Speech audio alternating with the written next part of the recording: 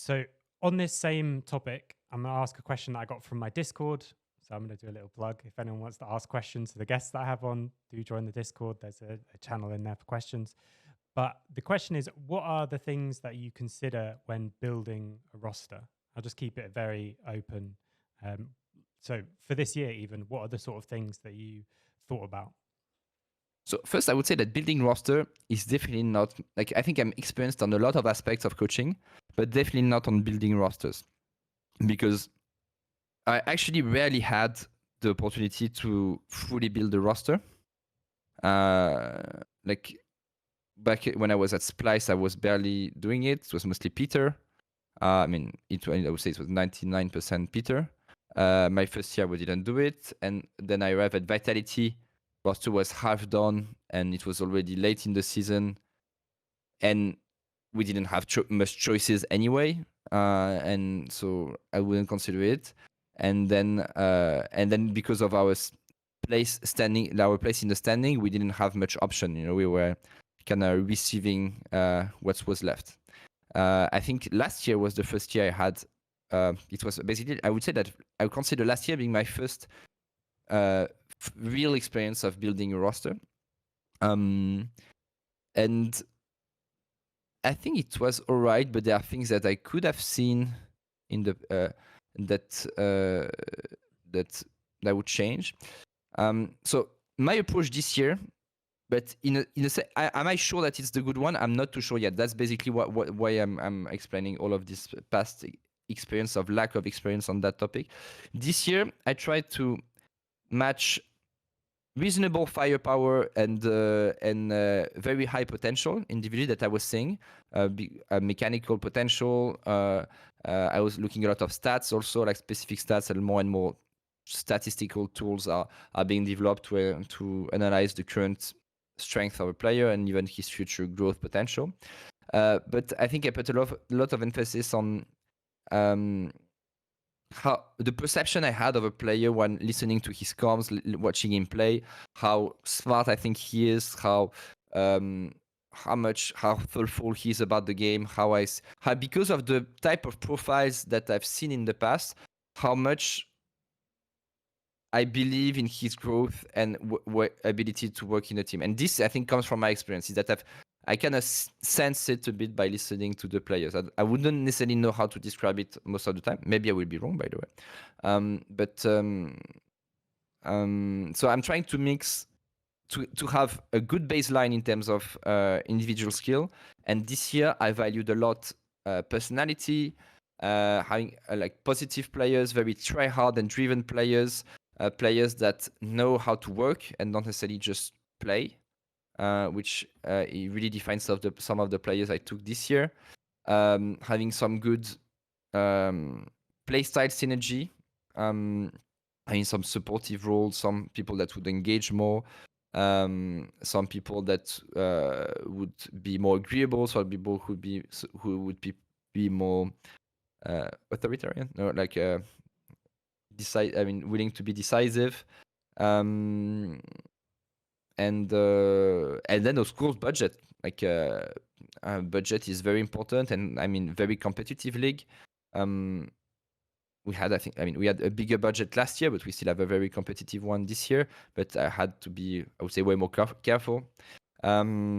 So yeah, those are the things I was looking at. One thing, so I'm gonna leak a conversation I had with Mac. But so Mac, I've been talking to him about him a few times already. But he's a very good friend of mine, and we share a lot frequently about coaching and personal experience. And I asked him yeah. So would you last year, actually before last year, would you have any advice regarding coach scouting? Because I know that you have been doing it a lot, and I think you have had a really good track record doing it. I haven't, so can you give me advices? And basically, his advice was a lot about instinct. Like it's how much do you listen to yourself while watching your player, and for example, that's what I did a lot about Linsas last year, when I really felt, okay, this guy has something special in terms of the way he talks, the way he thinks, and and since I've always been extremely analytical, and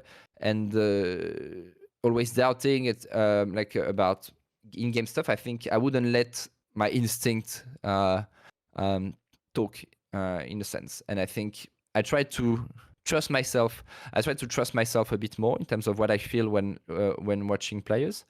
And I did it last year with Linsas, and I think it paid off. I think he was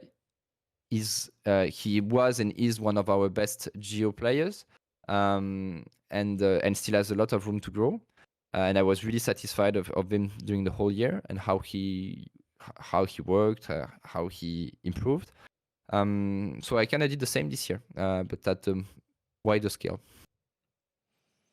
Great. And do you take into account like the resources and all this weak side, strong side, that kind of thing? Or is that less important to you than the work ethic and all those?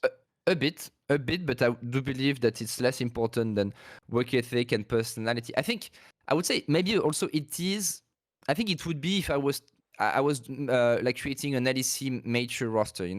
Like I'm creating a roster with a lot of rookies, and I think I trust on their ability to evolve, to adapt. And ideally, like the very polarized players. I mean, they do exist in Asia, but I think it's less clear than in Europe. It's in Europe, I think, where you have very polarized players, whether because of champion pool, whether because of playstyle, that struggle really to adapt to other styles. And I think it's because of how much like it's possible to be how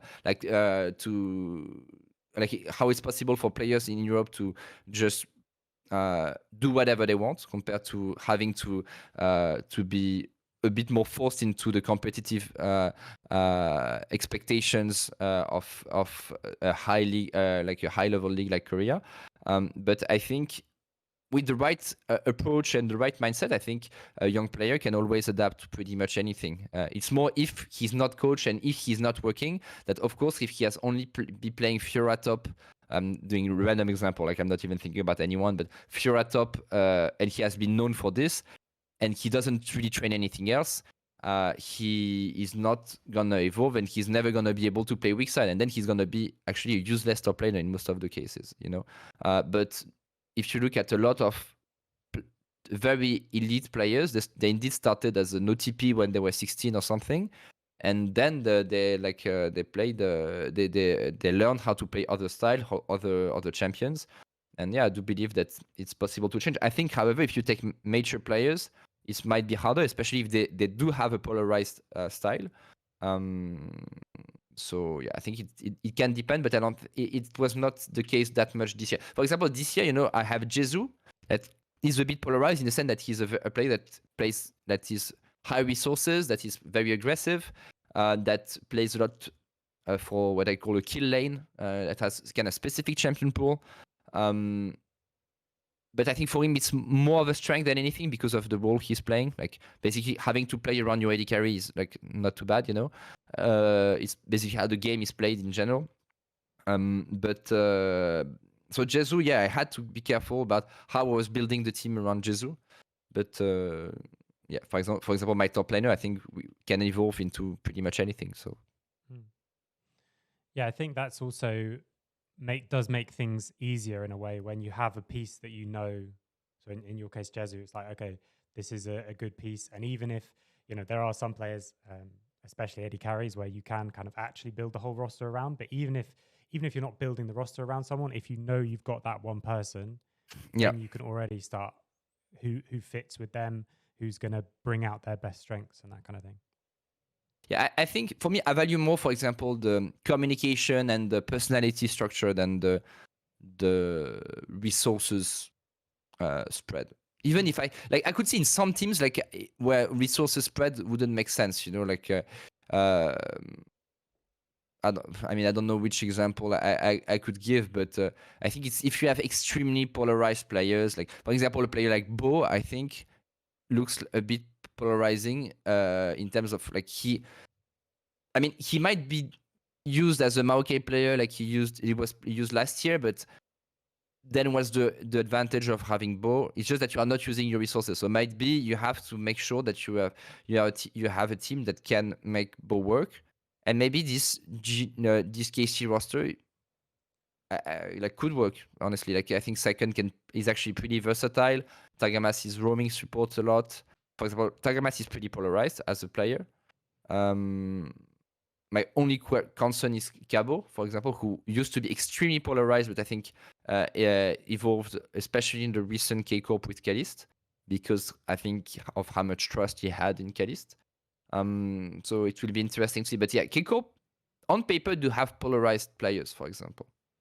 So it's going to be interesting to see how it works.